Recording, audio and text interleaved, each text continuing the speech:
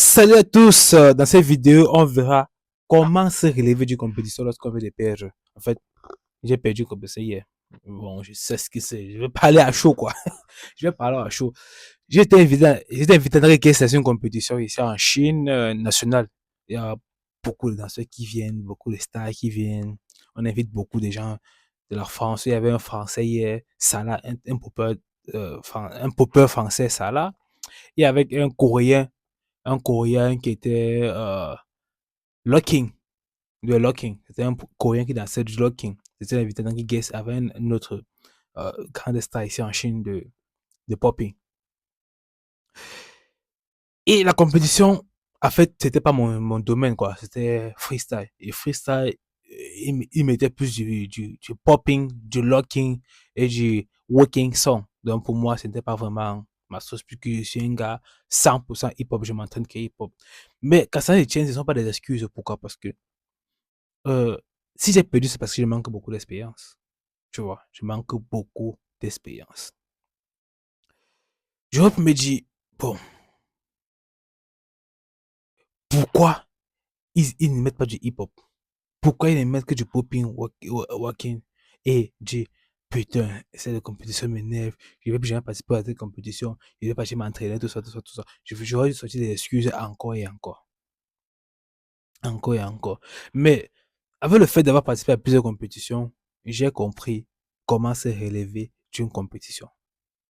Pourquoi? Parce que tu n'as pas, tu n'es pas conscient de ces trucs-ci. Tu n'es pas conscient de ces trucs-ci. C'est que quand tu pars à compétition, peu importe ce qui est devant toi, peu importe le son, peu importe le jury, tu donnes le maximum de qui tu es. Tu donnes le maximum des entraînements. Bon, c'est vrai que tu n'es pas dans les conditions de 100% déjà pour donner le maximum de ton plein potentiel, mais tu donnes le maximum de l'expérience que tu as par rapport à ce qui est en face de toi.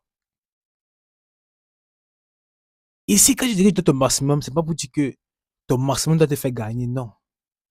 Ton maximum, c'est ce qui te permet d'évoluer plus rapidement.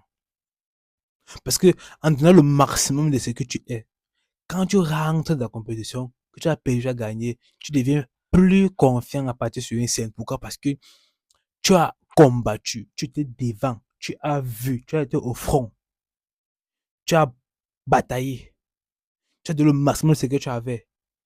Tu as besoin des ressources les plus profondes. Ce qui fait que ton corps s'habitue maintenant à cette sensation-là, à cette force-là. Maintenant, quand tu repars à l'entraînement, tu te rends compte que, oh, je bouge mieux qu'avant. Pourquoi? Parce que tu as donné ton maximum. Parce que quand tu t'entraînes, tu ne donnes pas ton maximum. Parce que tu n'as pas la pression des jurés. Tu n'as pas la pression de la compétition. Ce qui fait que ça t'enlève une pression quand tu t'entraînes. Tu vois? C'est pour ça qu'en s'entraînant, tu as l'impression que tu es plus fort, que tu deviens plus fort chaque jour.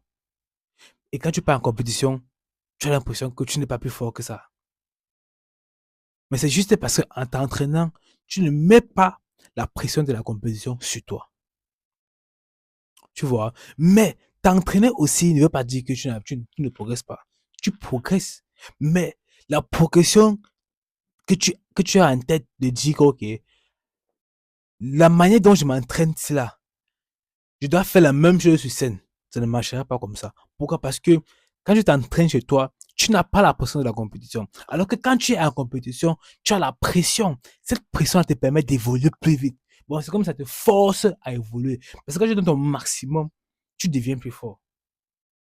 Après la compétition, tu deviens plus fort. Remarque bien, à chaque fois que tu finis une compétition, quand tu rentres, tu bouges mieux qu'avant. Si je m'entraîne aujourd'hui, je m'entraîne aujourd'hui, je sens que je suis sur un 7-10, c'est ce que je ressens. Mais je pars en compétition, je danse, je suis à un 5/10, tu vois. Mais maintenant, quand je rentre en entraînement, quand je bouge, je me dis, mais par rapport à ma comparaison de moi qui me pensait être 7/10, je me vois maintenant comme un 8/10, tu vois. Mais la réalité est que tu es 5/10 par rapport à la compétition. Ce que toi-même tu as noté. Mais quand tu rentres, tu vois que tu as un 8/10. C'est un peu clair.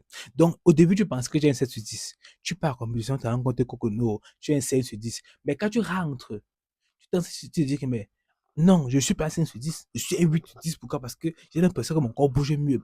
Mais c'est juste parce que la compétition te permet d'être plus fort. Compétir te permet d'être plus fort. Parce que ça te pousse à donner ton maximum. C'est ça qui est le plus important dans ce compétir. J'ai compétit en freestyle hier. Ce n'était pas mon domaine, je n'étais pas à l'aise à 100%, je ne m'amusais pas. Mais ça m'a permis d'être plus confiant. Puisque quand j'ai dansé, je sentais que je ne mettais pas trop d'énergie dans ce que je faisais. Je mettais assez pour donner avec le beat, pour être dans le monde avec le beat et me sentir à l'aise dans la musique. J'étais à l'aise. J'étais plus confiant quand je faisais ma round. Maintenant, quand je vais partir m'entraîner, je serai plus confiant dans mes rounds. Je vais mettre plus d'énergie, plus d'intensité. Même si je n'étais pas à l'aise dans ça, ça m'a permis quand même d'évoluer.